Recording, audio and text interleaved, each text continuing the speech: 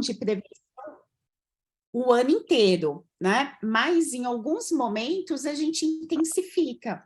E outubro é o mês da gente pensar um pouquinho, né, nessa reflexão do câncer de mama. Vi que aí na sala, né, a gente tem um predomínio da população masculina, e isso é bem interessante, porque eu falo que os homens, eles não vivem sozinhos, né?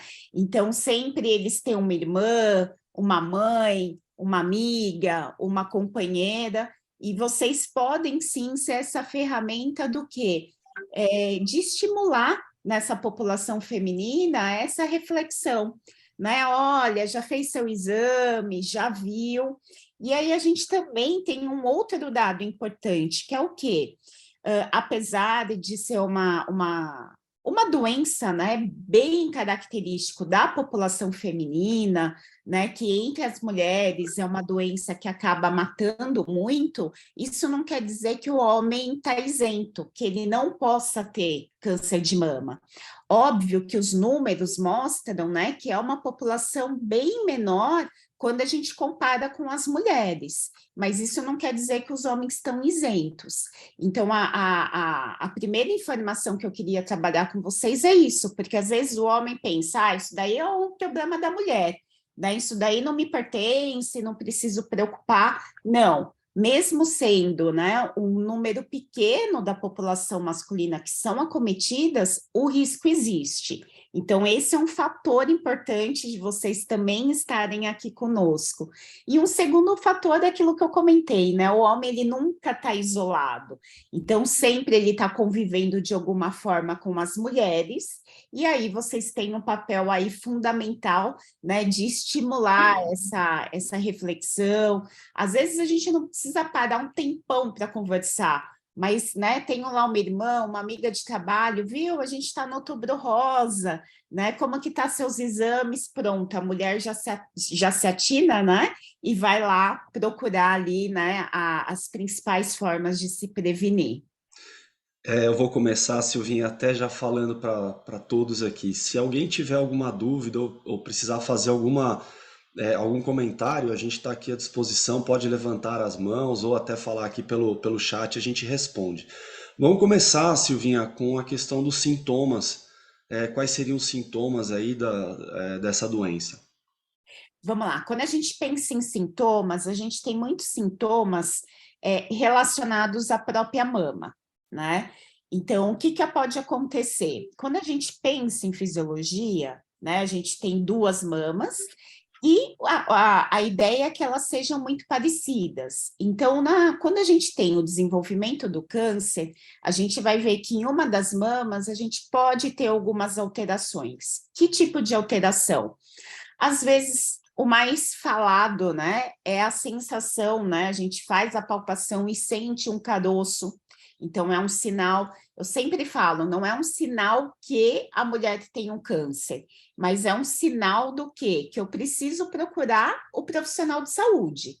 Então, desde tem uma alteração na cor da pele, né? O mamilo está com alguma secreção, às vezes a gente percebe que aquela pele está enrugadinha, parece até uma casca de laranja, né?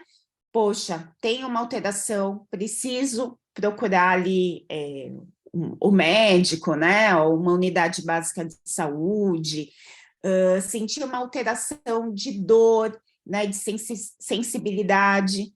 As mulheres já estão acostumadas pelo ciclo menstrual, em alguns dias do mês, a ter a mama mais sensível, mais dolorida. E ela já sabe, né? Ah, estou com a mama dolorida porque eu vou ficar menstruada. Agora, eu tenho aquela mama dolorida o mês inteiro, né? Estou com aquela mama com uma coloração um pouco diferente.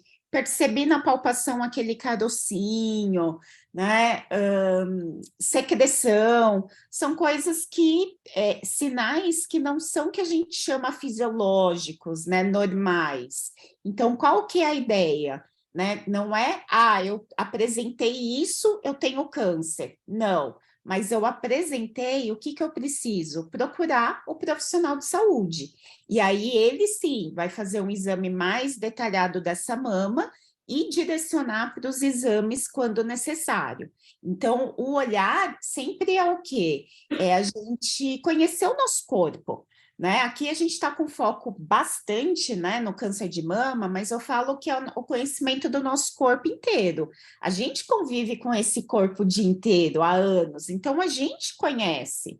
Ah, eu tô com uma coisinha aqui que apareceu uma manchinha, apareceu um carocinho, apareceu, né, mudou a cor, né? A gente já identifica que não está normal. E aí, qual é o grande problema? Que nós, né, brasileiros, a gente tem, às vezes, uma cultura do quê?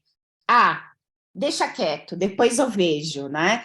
Ou tô com uma dorzinha de cabeça, eu vou na farmácia e pego um analgésico. Tudo que foge à nossa normalidade, a gente tem que investigar. Não estou dizendo que qualquer coisinha eu vou procurar um médico. Ah, hoje eu estou com uma dorzinha de cabeça, tomei um analgésico, tudo bem? Mas se persiste, eu tenho que ir atrás, né? Então, aqui no câncer de mama, o que que acontece? Normalmente, essas alterações não somem.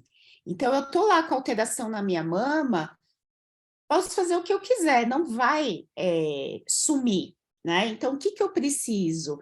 Ir atrás de um profissional, né? Consigo marcar uma consulta médica, consigo ir no ginecologista, né? Deixa eu investigar, deixa eu ver o que está acontecendo. E aí esse profissional vai realmente fazer um exame, identificar uma necessidade de uma mamografia, de um ultrassom, e aí tentar, né, entender o que está acontecendo com o corpo aí dessa mulher. Silvinha, eu vou passar aqui na tela uma imagem que talvez você possa até explicar melhor esses sintomas, né? Na verdade, esses sinais. Veja se eu consigo, veja se vocês conseguem ver aí. Perfeito, né? Eu adoro essa, essa imagem, né? Acho que todo mundo está vendo, né? Sim, estamos vendo. Perfeito. Porque ele demonstra, né, justamente essas possibilidades, né, de alteração de mama, que é indicativo do quê? Procurar o profissional de saúde, né? Então, esse que tá assimetria, né, eu sempre comento que o quê? Quando a gente tem órgãos que são duplos, a gente sempre procura essa simetria, né? Então, por exemplo, a gente tem dois olhos, então eu não tenho um olho para baixo, outro para cima, um para um lado, outro para o outro, eles são bem simétricos. A mama é a mesma coisa. Então, a partir do momento que eu tenho essa diferença, opa, o que será que pode acontecer, né? O afundamento do mamilo, né? Então, meu mamilo, de repente, ele está um pouquinho mais afundado, ou eu tenho um fluido, independente da cor do fluido, né? Mamilo, gente, eu só tenho fluido na época do quê? Da amamentação. Passei a época da amamentação, não é para eu ter fluido. Tenho fluido? Opa, deixa eu ver o que está acontecendo, né? Aquela dor constante, aquele ardor, né? Até mesmo endurecimento, né? Palpo lá minha mama e de repente eu vejo, nossa, tá duro, né? Tem uma região que tá mais durinha, o que que tá acontecendo? Às vezes pode acontecer aí uma erosão nessa pele, né? Um sulco, ou às vezes eu consigo observar aquela minha veia que sempre foi bem, né, sutil, né, uma coloração bem tranquila, de repente aquela veia está bem saltada, né, também é um sinal que eu devo procurar o profissional de saúde. Alguns, como se fossem buraquinhos naquela mama, eu também preciso procurar. E o que a gente fala mais, que é o que tem uma prevalência maior, é a questão do nódulo, né? O nódulo, ele é interno, mas a gente, quando palpa, muitas vezes a gente consegue sentir, né? E aí, sentiu esse nódulo, procurar aí o profissional de saúde.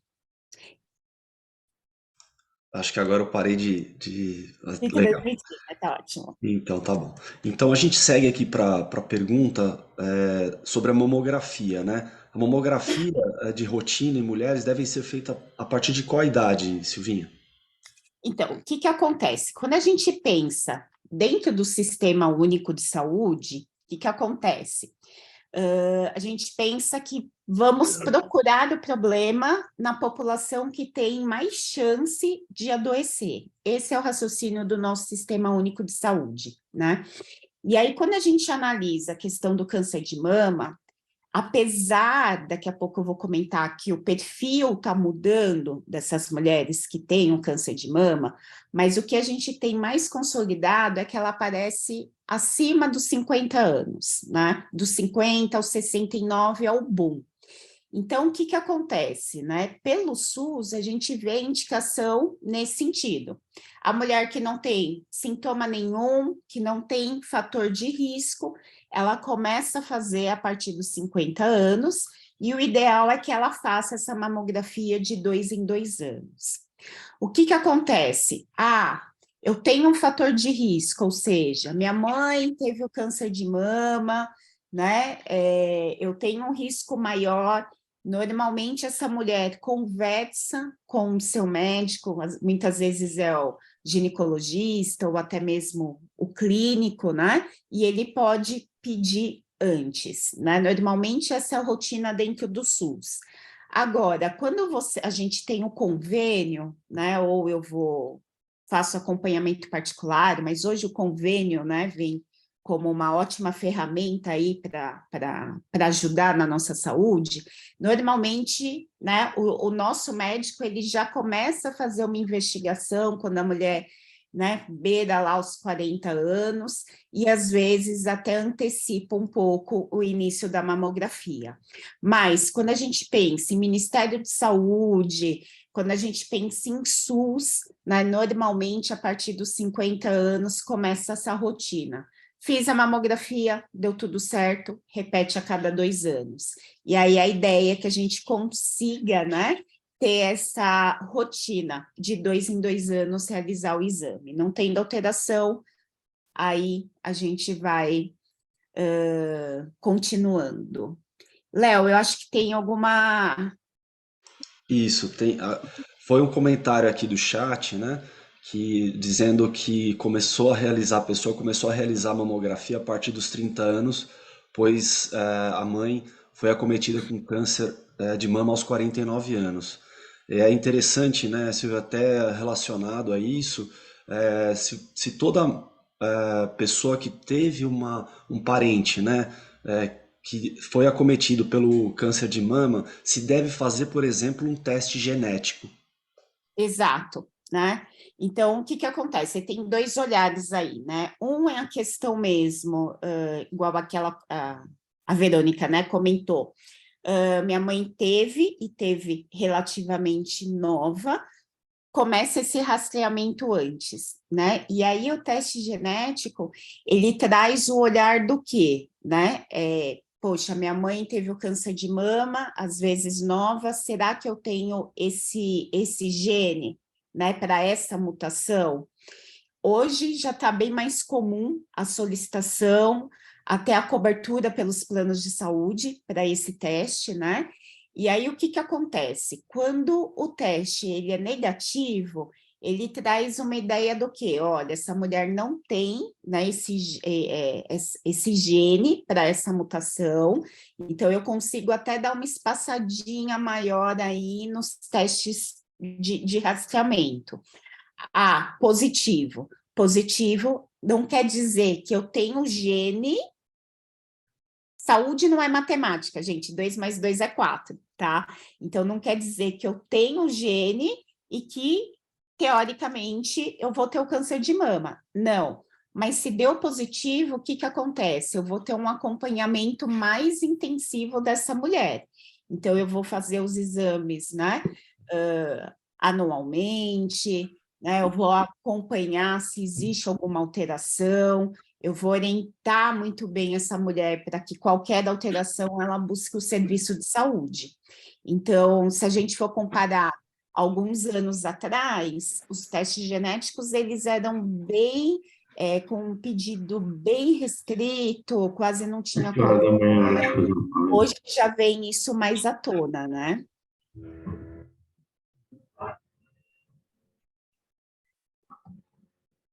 Rafael, você está no mudo. Perdão, gente. Vou partir para uma outra pergunta, né? Relacionado aos tipos de câncer, Silvinha. Se existem vários tipos do câncer de mama. Tem, né? Isso é uma pergunta bem interessante, porque às vezes a gente tem aquele olhar que câncer de mama é um só, né? E aí o tratamento é sempre o padrão. Não, né? Então a gente tem alguns tipos de câncer de mama, que a gente só consegue descobrir que tipo que é através de exames, né? Então, normalmente se faz a biópsia, né? Então, tira um pouquinho das células daquele tumor, e aí se investiga que células que são essas, né? Quais são as alterações dessas células. E aí, a partir desse estudo, né, que é o que a gente chama aí da biópsia, da histologia, né, do anatomopatológico desse tumor, dessas células, é o que a gente tem de tratamento. Então, às vezes eu tenho o câncer de mama que ele está no início, né, bem menos agressivo, né? Então, às vezes, eu tenho mulher que não faz quimioterapia, ela já faz a cirurgia e consegue retirar, e já faz uma radioterapia. Às vezes, eu tenho, né, nessa alteração, nesse tumor, células, né, que são mais agressivas, então eu preciso de um tratamento que envolve quimioterapia, que envolve cirurgia, que envolve muitas vezes radioterapia. Então, é lembrar que quando eu penso no tipo de câncer, isso é de extrema importância para a gente pensar o quê? Que tipo de tratamento? Então, é aquilo que eu falei, não, a saúde ela não é matemática, né? Mas a gente tem uma gama de tratamento. Então, como que eu sei que um tratamento é mais efetivo para essa mulher que está acometida? O que vai direcionar isso é justamente o tipo desse câncer. Então, tem mulher que até fala, né? Para mim foi um tratamento até mais tranquilo. Sim, às vezes com a própria quimioterapia, eu tenho a chance de ter uma regressão total da doença, e às vezes eu não preciso nem de cirurgia. E aí, às vezes, eu tenho outra mulher que trata com radioterapia, e às vezes eu tenho outros casos que precisa, né, de um tratamento mais completo. Tudo vai depender do tipo de câncer e uma outra informação que é importante, o tempo de que ela foi descoberta. Então, quanto mais cedo, ou seja, quanto mais o cuidado eu tiver, mais olhar para a prevenção, eu consigo ter uma identificação mais rápida. Identificou precocemente, aí eu tenho mais chance de cura. Quando que a gente tem um risco maior, né, de mortalidade dessa mulher vir a óbito? Quando o diagnóstico é feito muito tardiamente, né? Ou seja, ela apresentou lá o sintoma, apresentou o nódulo, apresentou diferenças nessa mama, e às vezes, por N motivos, né, ela demora muito para chegar no serviço de saúde, no médico. Quando chega, aí muitas vezes aquele câncer não está só na mama, né? Ele pode já estar em outro órgão, que é o que a gente chama de metástase. E aí o tratamento é mais difícil, principalmente quando atinge outros órgãos. Então, é de fundamental importância que a gente pense na prevenção, porque quanto antes a gente faz o diagnóstico, mais chance que essa mulher tem de se tratar, de se curar e de continuar aí a vida plenamente. Você falou um pouquinho sobre a mamografia, né, Silvia? E quais seriam os outros exames aí? O que estaria no pacote para que as mulheres possam se cuidar? Perfeito, vamos lá. Então, a gente, quando pensa câncer de mama, a gente fala em autoexame, mamografia e ultrassom. Vamos falar um pouquinho das diferenças.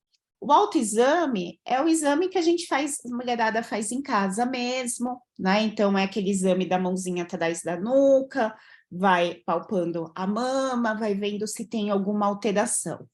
O autoexame, gente, não é exame para detectar câncer de mama, mas é um exame que a gente fala para o autoconhecimento da mulher. Então, lembra aquela minha fala de início, de quando eu vejo uma alteração, percebo uma alteração, eu busco o serviço, né? Busco o médico, busco uma unidade básica. O autoexame serve para isso. Então, para a gente conhecer o nosso corpo, e aí, a partir do momento que eu vi uma alteração, eu busco o médico, enfim. Aí a gente tem os exames que vão ajudar no diagnóstico, que justamente o primeiro, que é o mais efetivo, que é o que a gente tem toda uma consolidação de indicação, é a mamografia. Então, ele é o que a gente fala do exame ouro para detectar o câncer de mama. O que acontece? Às vezes, a mulher tem uma mama que a gente fala que é um pouco mais densa, principalmente em mulheres mais jovens. Então, é comum, às vezes, por exemplo, numa mulher de 30 e poucos anos, o médico não pedir a mamografia, e aí ele pede o ultrassom. Poxa, mas você acabou de falar que a mamografia é o teste ouro, né, para o diagnóstico. Por que pediu, então, a ultrassonografia? Porque pela idade dessa mulher, a gente já espera que essa mama, ela seja uma mama mais densa e que vai dificultar a visualização na mamografia. Então, aí entra outro exame de imagem, que é o ultrassom. E também, gente, às vezes é comum, já estou lá nos meus 50 anos, fiz a mamografia e o médico também pede ultrassom. Então, o ultrassom, ele vem como uma forma de complementar quando a gente pensa nessa mama que tem algum grau de dificuldade de visualização das imagens. Mas, pensando hoje, assim, qual que é o principal exame para rastrear, né, preventivo para o câncer de mama? Mamografia. O autoexame é para identificar alguma alteração e eu busco o profissional de saúde, e o ultrassom vem como um exame também que agrega, né? Então, quando eu tenho algum motivo, né? Vi o exame lá da mamografia, fiquei numa dúvida, né, tem uma imagem um pouco comprometida, o ultrassom vem também para ajudar nessa análise dessa imagem. Esse para diagnóstico. A partir do momento que tem o diagnóstico, aí tem os outros exames, que é justamente aquela fala que a gente teve, aquele momento para descobrir qual tipo de câncer de mama que se tem. Aí vai para biópsia, para outros tipos de exame, para ver qual é o melhor tratamento. Doutora Silvia, a gente iria abordar a questão da saúde do homem no finalzinho, mas já surgiu uma pergunta aqui que eu acho que é interessante a gente já fazer relacionado ao profissional e ao tipo de exame que o homem pode fazer também se tiver com essa suspeita, né? Existe essa... Porque você falou ginecologista para mulher. Para o homem, como seria O essa... homem, a gente fala que assim, pode ser o próprio clínico geral, né? E ele acaba direcionando. Para as mulheres, eu falei muito da questão do ginecologista, porque às vezes a mulher, desde a primeira menstruação, ela acaba indo no ginecologista, acaba muitas vezes acompanhando com ele por anos, né? É muito comum, às vezes, a mulher falar, tem 5, 10, 15 anos que eu vou no mesmo médico. Então, ele acaba direcionando mesmo não sendo, né, o profissional que, se tiver o diagnóstico, vai tratar a doença. Isso é importante falar. Mas, às vezes, é o profissional para a mulher que vai pedir o exame. O homem, por outro lado, ele não tem muito esse médico que ele acaba indo sempre, né? Deveria ter, né? O ideal seria que a gente sempre tivesse aquele médico que conhece a gente, ou seja, que trata da gente a longo prazo.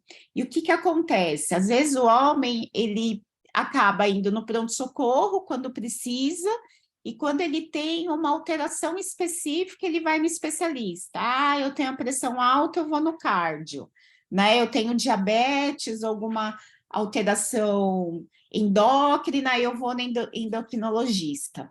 Mas para a gente pensar nos exames preventivos, eu posso pensar em quem? No próprio médico, no clínico geral. Faz os exames e se detecta alguma alteração, aí normalmente ele vai encaminhar para o médico, que aí sim vai ser responsável pelo acompanhamento, pelo tratamento. E lembrando que não só no câncer de mama, mas quando a gente pensa no câncer de uma maneira geral, a ideia é que o tratamento seja por uma equipe multidisciplinar. Então, dificilmente você vai ter um único médico te acompanhando. Então, no câncer de mama, é comum você ter um médico que é o mastologista, que é o médico, né, que cuida das mamas. Aí eu tenho o médico que é o oncologista, que vai ter o olhar aí referente às questões oncológicas. Se for pensar que no tratamento vai envolver uma radioterapia, você tem um terceiro médico que vai ter esse olhar para a radioterapia, e aí fora os outros profissionais, que muitas vezes vai englobar o enfermeiro, o psicólogo, né, para esse apoio emocional. Nos casos que as mulheres ou os homens, né, tenha que fazer alguma cirurgia na mama, a gente engloba o próprio fisioterapeuta também nessa recuperação. Então, quando a gente olha, o câncer, ele é uma doença com múltiplos fatores, e aí o tratamento também é. Então, se eu tenho N fatores que englobam essa doença, dificilmente um único profissional vai dar conta. Então, quanto mais eu trabalho essa equipe multidisciplinar, a gente também vê um sucesso maior. Então, sempre eu deixo, né, a reflexão. Ah, eu sou homem, eu não tenho aquele profissional que eu vou sempre. Eu vou muito no pronto-socorro e eu vou no especialista quando eu preciso. Tá, aí vem a questão, e os próprios outros exames preventivos? Como que você lida, né? A própria questão da pressão arterial, de uma glicemia, de um colesterol, quem precisa fazer um teste de esforço. Então, esse olhar preventivo, ele tem que estar enraizado aí no nosso costume. Quem que eu procuro? Com quem que eu posso trabalhar? Né? Então, esse é o olhar. A mulher é mais tranquilo, né? Porque nesse sentido que, eu preciso fazer o Papa Nicolau, eu preciso ir no ginecologista, usa esse profissional como ferramenta. E o homem vai no clínico geral, não tem problema nenhum. Você deu bastante ênfase aí na prevenção, né? Eu acho que isso é importante para todos, não só para câncer de mama, mas para todos os outros tipos de doença e para que a gente não ultrapasse nenhum limite, né? E dentro de falar dessa prevenção, a gente precisa falar um pouquinho sobre os fatores de risco.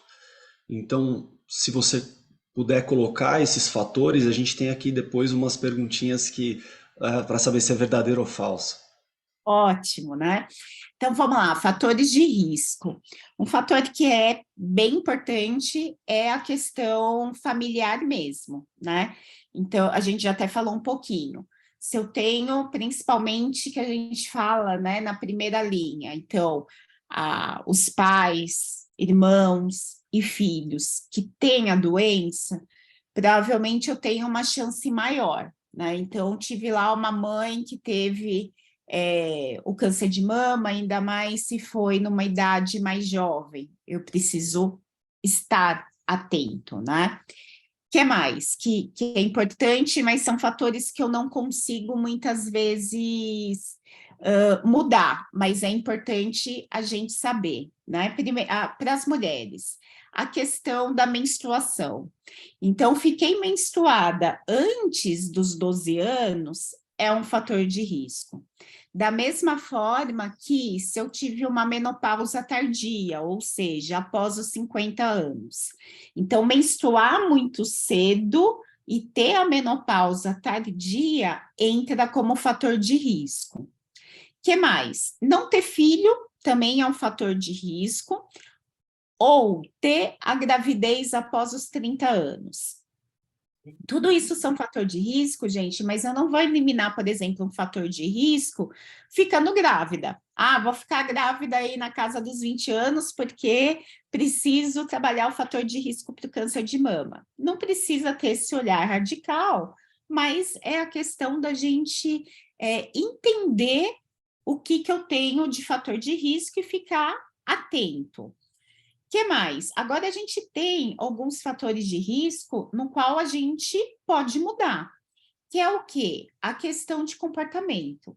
Então, se eu estou obesa, fora do peso, se eu sou sedentária, não pratico atividade física, se eu tenho um consumo elevado de álcool, né? Então, esses 3 comportamentos, então, não faço atividade, estou fora do peso, consumo muito álcool, esses 3 fatores são fatores que a gente pode modificar no nosso dia a dia e que são fatores de risco, sim, para o desenvolvimento aí da doença, né? Um outro fator de risco é a questão também da terapia de reposição hormonal pós-menopausa. A gente sabe que essa reposição hormonal aumenta um pouco a chance do câncer de mama, e também aí para as profissões que ficam expostas a muita radiação, né? Radiação ionizante. Então, aquelas profissões que trabalham com isso, essas pessoas, principalmente antes dos 40 anos, que ficam expostas, têm um risco maior também do acometimento do câncer de mama. Esses são os principais. A Analissa colocou aqui pra gente relacionado ao hábito de fumar, né? O tabagismo, que é outro, acho que. O tabagismo, gente, cigarro, aquele cigarrinho simples, né? Ele tem mais de 4.000 substâncias, né? E algumas substâncias, elas são tóxicas. Então, o que acontece? O cigarro, ele pode, sim, estimular a que qualquer célula tenha uma mutação, e aí, a partir dessa mutação, desenvolvimento do câncer. Mas o que acontece? O cigarro ele vai estar mais altamente correlacionado com os cânceres aonde passa, né? A fumaça, toda aquela substância do cigarro. Então, por exemplo, quando a gente fala em câncer de pulmão, quem tem câncer de pulmão, mais de 95% fuma. Então, é altamente correlacionado, né? Cigarro, câncer de pulmão, câncer de laringe, de esôfago, de boca. Então, a gente pensa muito aonde essa substância do cigarro tem um contato maior, tá? Mas a gente não pode esquecer que o cigarro, ele tem esse fator de ajudar na mutação da célula, e aí, a partir daí, tem o desenvolvimento do câncer. Mas a gente não tem uma grande correlação do cigarro com câncer de mama. A gente tem com os cânceres em geral, né? Mas mais especificamente aonde a substância ali do cigarro passa. Então, principalmente, né? Pulmão, traqueia, esôfago, boca, são os principais locais que a gente tem esse acometimento. Perfeito. E com relação ao que você tinha colocado a respeito de reposição hormonal, um outro fator que entra como curiosidade, porque a gente sabe que muitos jovens acabam usando, mulheres, é o anticoncepcional, né? Que trabalha aí também a questão hormonal. Seria um fator de risco, o consumo do anticoncepcional? A gente fala assim, que a mulher que faz uso do anticoncepcional, ela também faz esse segmento, esse acompanhamento. O anticoncepcional é bem menos do que a reposição hormonal lá na menopausa, né?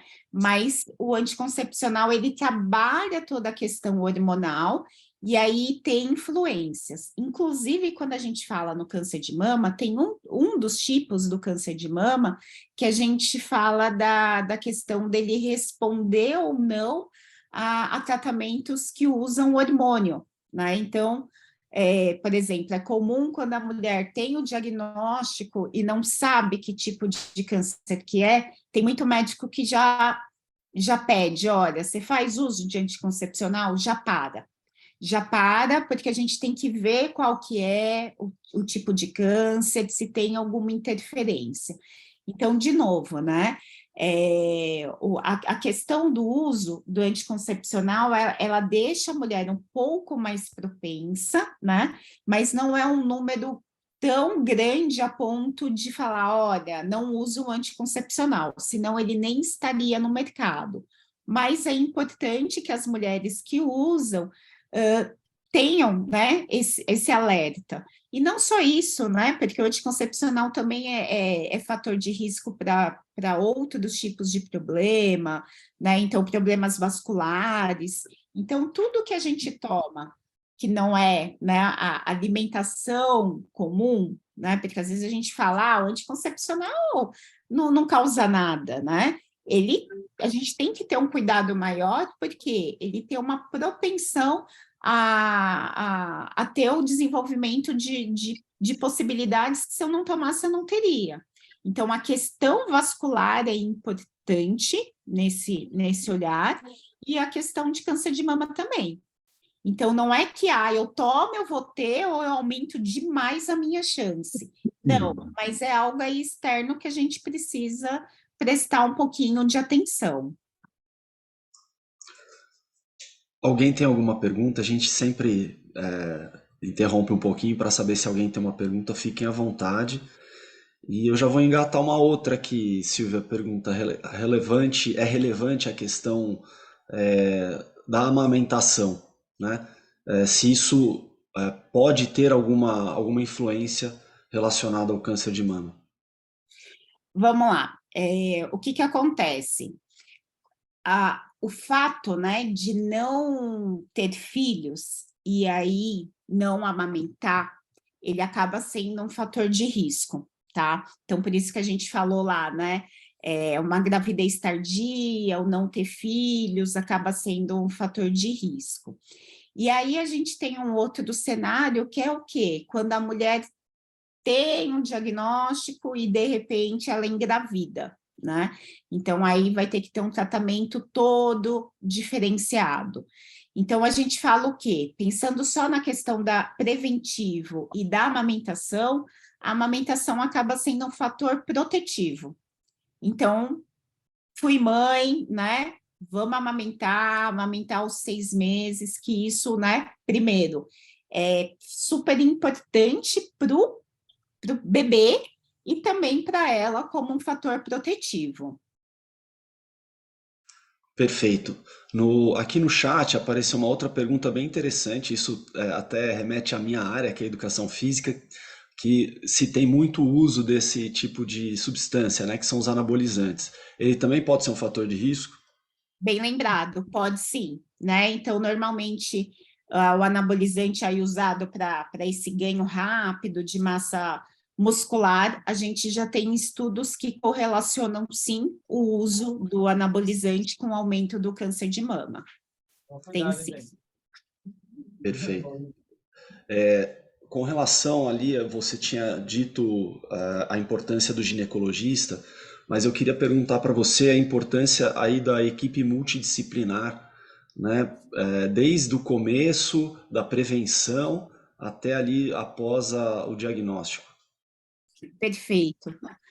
Quando a gente pensa, né, na prevenção, gente, qualquer profissional de saúde, eu falo que ele tem o dever, né? A gente tem um dever de abordar, de falar, né? Então, às vezes a gente fica com um olhar centrado no médico, mas não é só ele que trabalha toda a prevenção. Então, às vezes eu passo ali com o enfermeiro, o enfermeiro trabalha muito bem a prevenção. Às vezes eu tive um problema lá, estava fazendo algum exercício, machuquei, fui para fisioterapia. O próprio fisioterapeuta pode trabalhar e deve trabalhar a prevenção. Então, quando a gente fala em profissional de saúde, todos são aptos e a gente deve trabalhar a questão preventiva em todos os aspectos. E eu falo, né, não só a gente, né, como profissional de saúde, mas às vezes eu estou até com um educador físico, por que não, né, trabalhar toda essa questão da sensibilização, né, da importância da prevenção. Então, esse é um olhar. Óbvio que quando eu vou pensar, eu vou fazer o exame. Para fazer o exame, eu tenho que ter o pedido médico, tenho que passar pelo médico para ter o pedido e fazer o exame. Mas esse olhar, né, da reflexão, da prevenção, ele é inerente a todos os profissionais de saúde. E quando a gente parte para o tratamento, aí é de fundamental importância a gente ter toda a equipe multi. Por quê? Porque é uma doença que, sim, eu tenho ali localmente, né, uma problemática naquela mama, o câncer está ali, mas é uma doença que afeta diversas dimensões, né, da pessoa que tem a doença. Então, uma das questões que a gente sempre fala é o próprio emocional, né, o emocional, né, as questões psicológicas, porque muitas vezes mexe com a autoestima daquela pessoa, né, por ser em mama, né, e ter alteração muitas vezes que vai necessitar uma cirurgia, né, então muitas vezes a mulher se sente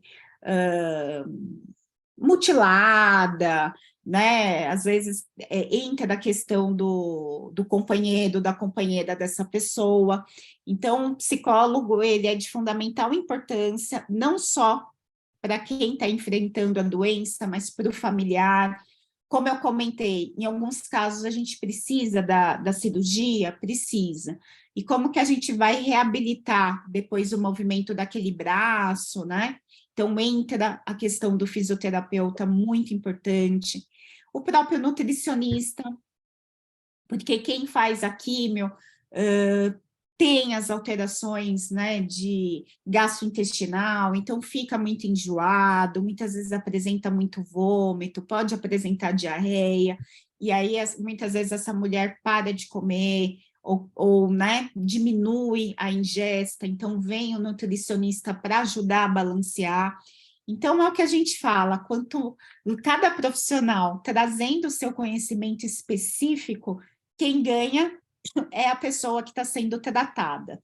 Então, juntar esses saberes é de fundamental importância.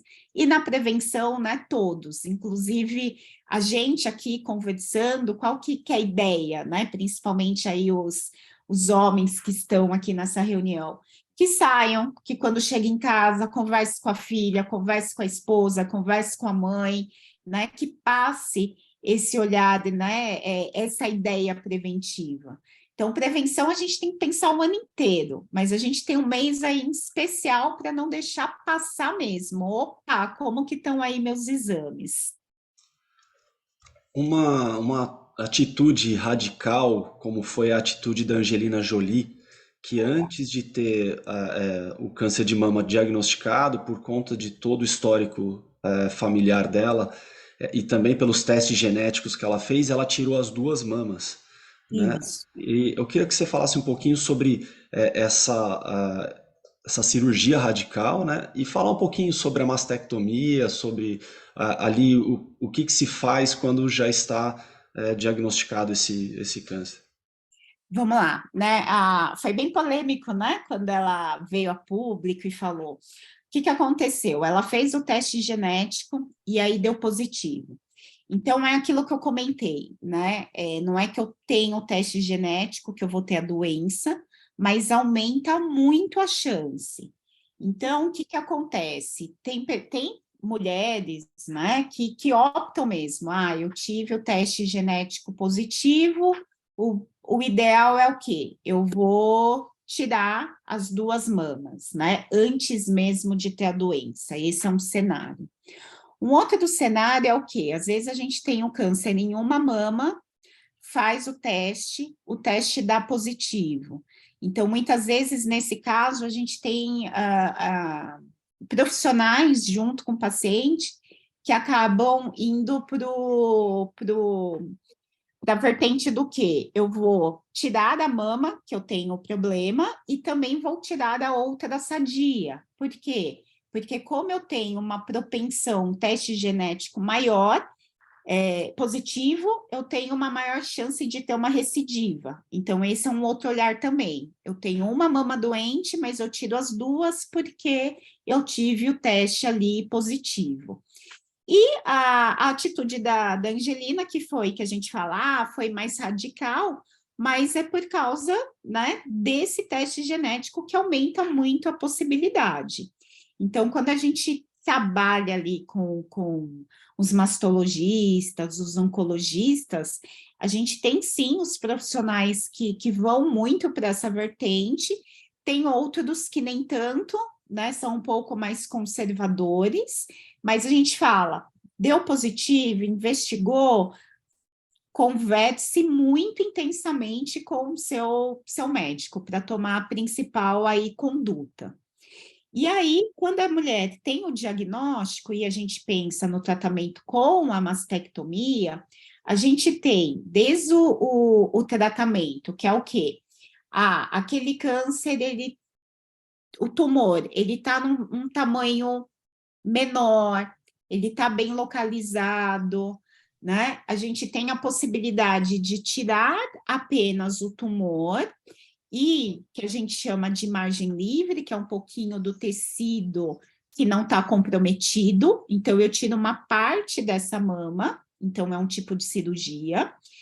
Eu tenho a cirurgia que acaba tirando o que a gente fala do quadrante, então é como se a gente pensasse na mama, divide ele em 4 e eu tiro um quadrante, já tiro uma parte um pouquinho maior.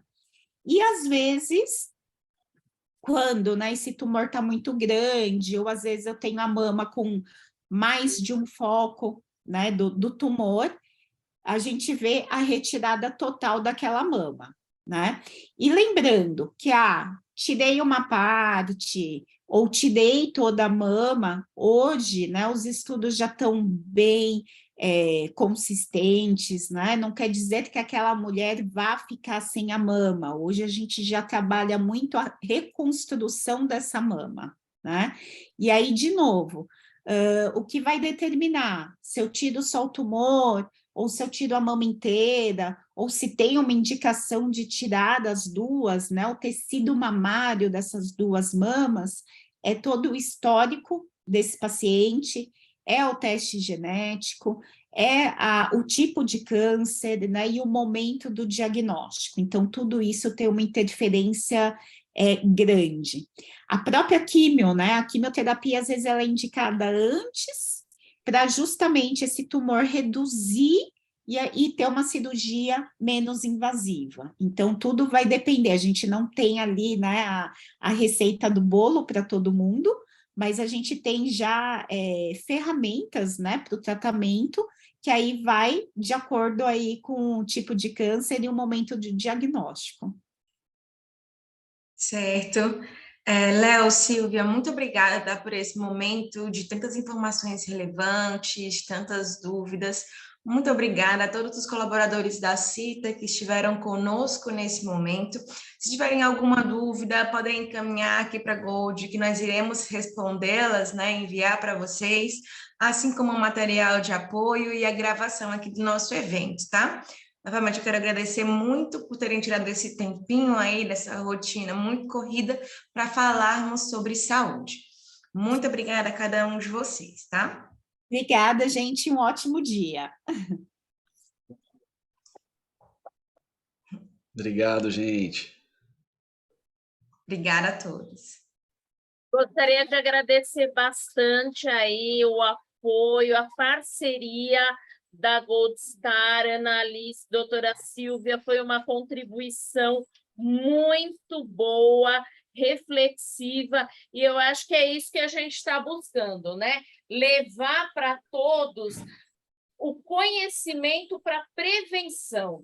né? Não é uma coisa só feminina, isso. A gente tem que compartilhar conhecimento, a gente tem que estar trazendo informação. Então, acho que é esse o nosso principal intuito nessa campanha, né? Trazer a informação, e quanto mais a informação puder ser replicada, vocês levarem para a família, para as esposas, eu acho que vai fazer a diferença.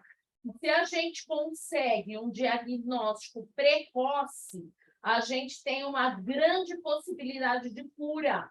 Então, eu acho que é isso o principal. É esse o intuito da nossa campanha, com a parceria da Gold Star. A Gold Star é quem nos apoia na nossa assistência na nossa assistência médica. É eles que estão sempre junto com a gente aí para agilizar, às vezes, um atendimento, uma consulta. Então, eles fizeram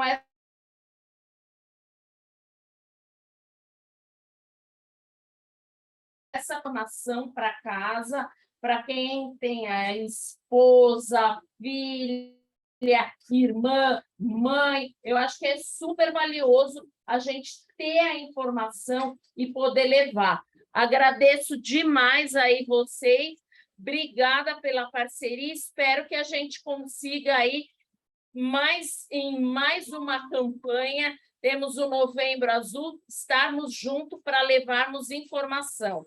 Obrigada, Sim. Viu, gente? Obrigada Obrigada tenham você, todos um bom Marici. dia. Tchau, bom dia. Obrigada, Bom bom dia, boa dia. semana. Tchau, tchau, Se a pessoal. gente